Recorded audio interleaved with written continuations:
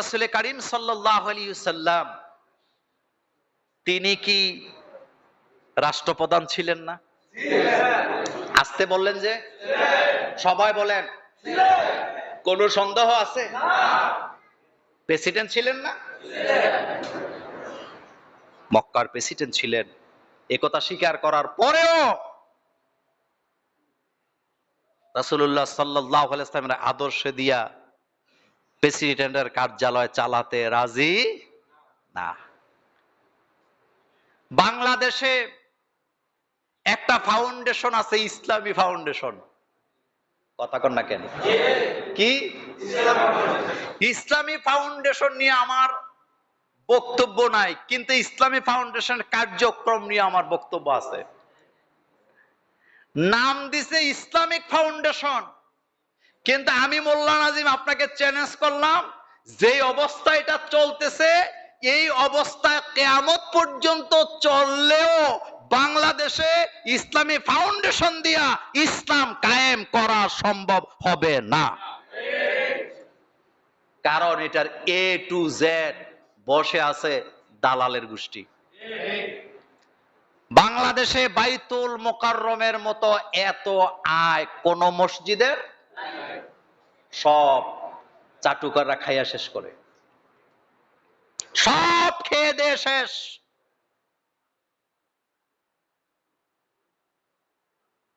কষ্টের কথা আপনাদেরকে বলে যাই, কথা তো আমাদের চলবে অবিরাম, কারণ আমরা পৃথিবীতে রেস্ট নিতে আসি নাই। ইসলামী ফাউন্ডেশন থেকে সকল দালালদেরকে অবশ্যই বহিষ্কার করতে হবে। ইসলামী ফাউন্ডেশনের সদস্য হবেন তারা বাংলাদেশে ইসলাম কায়েম করতে চায় যারা, কিন্তু কোন মানব ধর্ম দিয়া, লালনের আকীদা দিয়া ইসলামী ফাউন্ডেশন চালাবে আমরা বরদাস্ত করতে পারি না। কুষ্টিয়ার লালনের নাম শুনছেন? আবার এটা আপনাদের লালন এটা না, আবার উল্টা ফেস লাগাইয়েন না। আমি লালনের মাজার দেখতে গেছিলাম একবার, যাইয়া দেখি গান বাজনা চলতেছে, গাজাও যান আপনি। লালনের নামে একটা জাদুঘর বানাইছে, 10 টাকা টিকিট। কত? গেলাম 10 টাকা টিকিট দিয়ে দেখতে, জাদুঘর দেখবো, লালনের দাড়ি এই রকমের। ভিতরে ঢুকিয়ে দেখি প্রথমে রাখছে একটা বড় পাতিল, এরপরে রাখছে একটা হুক্কা। কি রাখছে? হুক্কা দেখার পরে 10 টাকার পুরানি শুরু হয়েছে শরীরের মধ্যে। হুক্কা দেখার জন্য ডাবা, হুক্কা চিনেন তো? হুক্কা দেখার জন্য 10 টাকা টিকিট। তো যে ছিল এখানে তারে বললাম, 10 টাকা টিকিট দিলে হুক্কা দেখানোর জন্য? এ হাসি দেওয়াকে, হুজুর সারা জীবন খাইছে হুক্কা, দেহামুখী।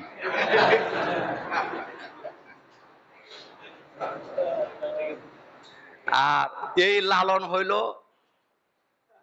আপনাদের মমতাজের উস্তাদ, যে সিয়াসিটা সব মুখস্থ করে রাখছে। আজকে আমি জোর দাবি জানাচ্ছি, এই লোকটা ছিল নাস্তিক। এই লোকের আকীদা ছিল মানুষ যত অপরাধ করে এটার জন্য আল্লাহ দায়ী, কারণ মানুষই পাপ বানাইছে। যেমনে নাচাও, বলেন যেমনে নাচাও পুতুলের কি চিন্তা করছেন?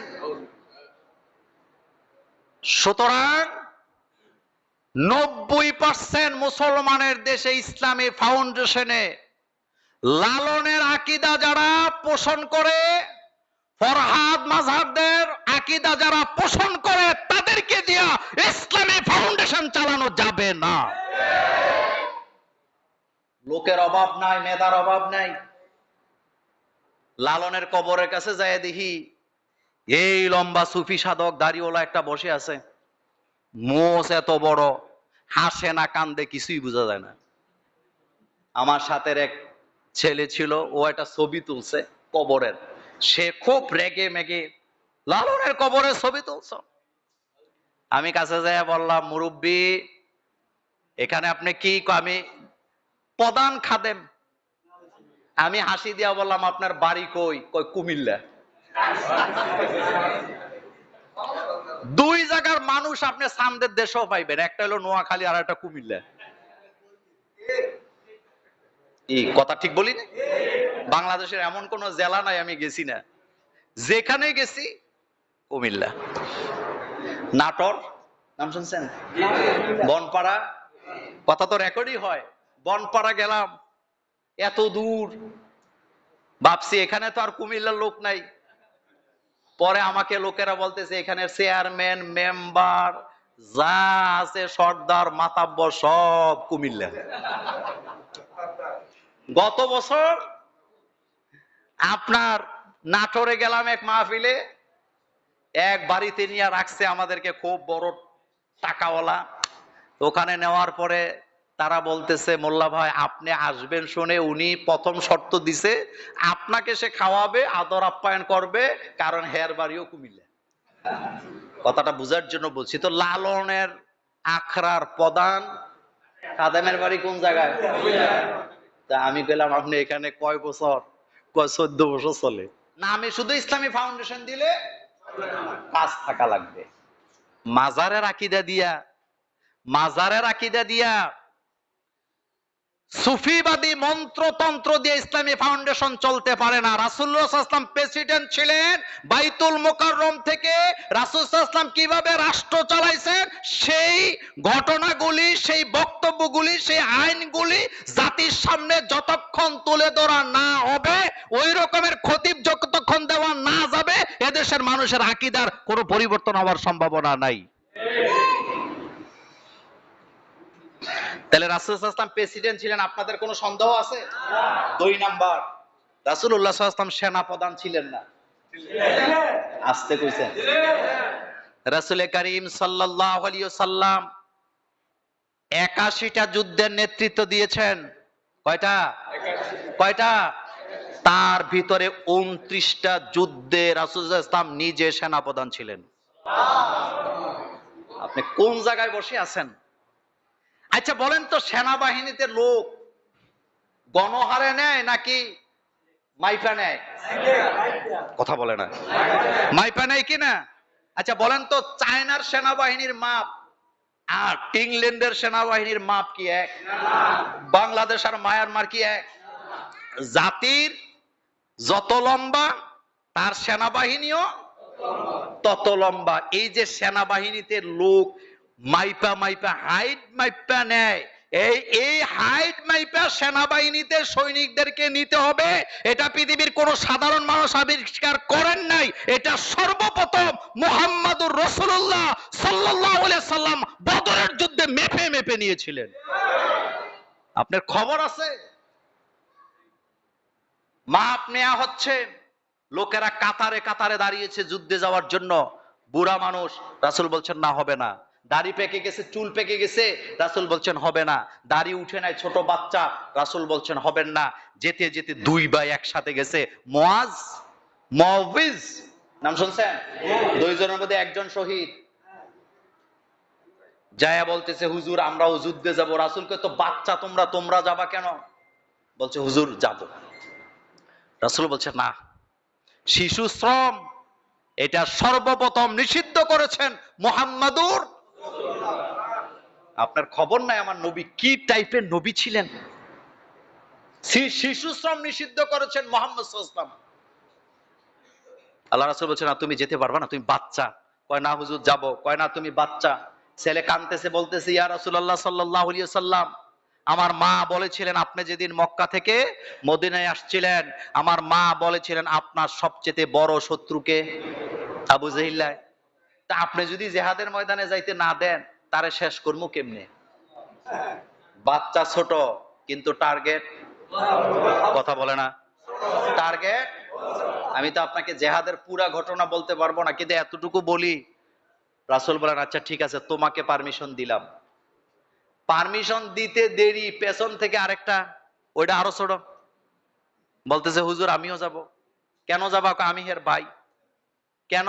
কয় 2 জন একসাথে না থাকলে আমাদের কাম কাজে মজা আসে না, গ্রুপ। রাসূল বলেন না তুমি ছোট, ছেলে হাসি দিয়া বলতেছে, হুজুর আমি বুঝে গেছি আপনি মনে করছেন তে বড় আমার চাইতে শক্তি বেশি, দুইটারে লাগান, আমি যদি তারে হারাইতে পারি আপনি আমাকে জেহাদে যেতে দিবেন কিনা। আপনাদের ঘরে দুই ছোট বাচ্চা আছে না, একটা বড় আর একটা ছোট, একটা থেকে আরেকটা 5 বছরের ব্যবধান, কিন্তু মারামারি লাগলে কোনটা খায়? কথা কয় না। আমার মেয়ের চাইতে আমার ছোট বাচ্চার বয়সে পার্থক্য হলো 6 বছর, কিন্তু আমার মাইয়া 6 বছরের বড় হইলে কি হইব, ডেইলি একবার খায়। এটা আপনাদের ঘরে হয় না? এটা আপনাকে আমি ওই গল্প শোনাই না, এটাই বাস্তবতা। দুই ভাই বলতেছে আপনি লাগান, আমরা দেখি, আপনাকে দেখাবো আমিও তার চেয়ে শক্তিতে। রাসূল সাল্লাল্লাহু আলাইহি ওয়াসাল্লামের চোখ থেকে দর দর করে পানি পড়তেছে। আশিকে রাসূল কাকে বলে? রাসূল হাসি দিয়ে বলেন, তোমাদের জিহাদের ময়দানে এত যাওয়ার শখ কেন? জিহাদের ময়দান তো শখের হয় না। বাচ্চারা বললেন, মা আমাদেরকে বিদায় দিয়ে বলেছেন মুহাম্মদ সাল্লাল্লাহু আলাইহি ওয়াসাল্লামের শত্রুকে যতক্ষণ পর্যন্ত শেষ করতে না পারবি ঘরে ফিরে আসবি না। এই মাপকাঠি আবিষ্কার করেছেন মুহাম্মাদুর। কয়টা যুদ্ধে সেনাপ্রধান ছিলেন? আর মোট যুদ্ধ কয়টা? এটা যেন মনে থাকে। একটা যুদ্ধ ইসলাম লাগায় নাই, ইসলামের উপরে যুদ্ধগুলো তারা কি করছে? চাপা। এরপরে বলেন তো, রাসূল সাল্লাল্লাহু আলাইহি ওয়াসাল্লাম খতিব ছিলেন না? হ্যাঁ, আমাদের মতো জিলাফির আশায়? আচ্ছা, আপনাদেরকে যদি আমি প্রশ্ন করি যে রাসূল সাল্লাল্লাহু আলাইহি ওয়াসাল্লাম 23 বছর খতিব ছিলেন, কোনদিন রাসূল সাল্লাল্লাহু আলাইহি ওয়াসাল্লাম 20 টাকা হাদিয়া পয়সা নামাজের পরে একবারও কি করছে? কথা কন না যায়? কিন্তু আমাদের খতিবদের অবস্থা কি? হাদিয়ার অভাব নাই। আপনারা অবশ্য বুঝেন, এজন্য দেন টেন না। আমার মনে হয় না যে এই 2 বছরে আমি পাইছি নাকি। কাশেম ভাই, দিছেন আপনারা আমাকে? চাইছিনি? চাওয়ার কোনো ইচ্ছা আছে?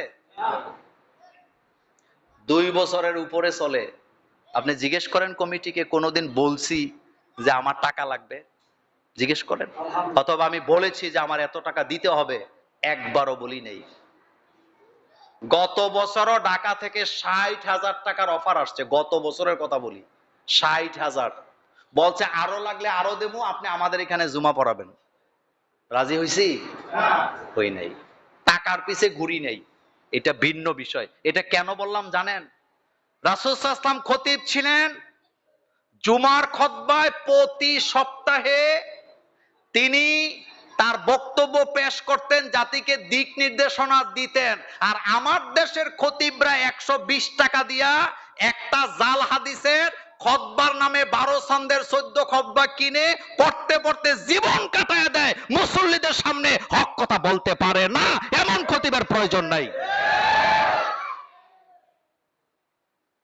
তুমি খতিব, বুক ফুলাইয়া হক কথা বলবা, তুমি পারো না, খুতবা দেওয়ার অধিকার নাই। কারণ এই মিম্বর তোমার বাপের নয়, এই মিম্বর উপহার দিয়েছেন মুহাম্মাদুর রাসূলুল্লাহ সাল্লাল্লাহু আলাইহি ওয়াসাল্লাম। এটা রাসূল সাল্লাল্লাহু আলাইহি ওয়াসাল্লাম দিছে। এটা কে দিয়েছেন?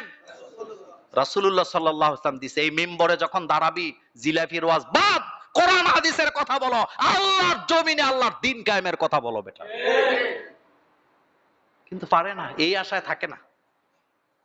এরপরে বলেন তো, রাসূল কারীম সাল্লাল্লাহু আলাইহি ওয়াসাল্লাম প্রধান বিচারপতি ছিলেন না? কোনো সন্দেহ আছে? কি বিচার ছিল রাসূলের! আমি প্রত্যেকটা নোটের মধ্যে এক ঘন্টা করে আপনাকে বলতে পারবো, কিন্তু আমার তো সময় নাই। আচ্ছা বলেন তো, রাসূল কারীম সাল্লাল্লাহু আলাইহি ওয়াসাল্লাম কি শিক্ষক ছিলেন না? কেমন শিক্ষক ছিলেন? রাসূল ছাত্র বুঝে বক্তৃতা দিতেন। আমাদের দেশে কিছু শিক্ষক আছে, ছাত্র বুঝলো না না বুঝলো হে বেটার এটা খবর নাই,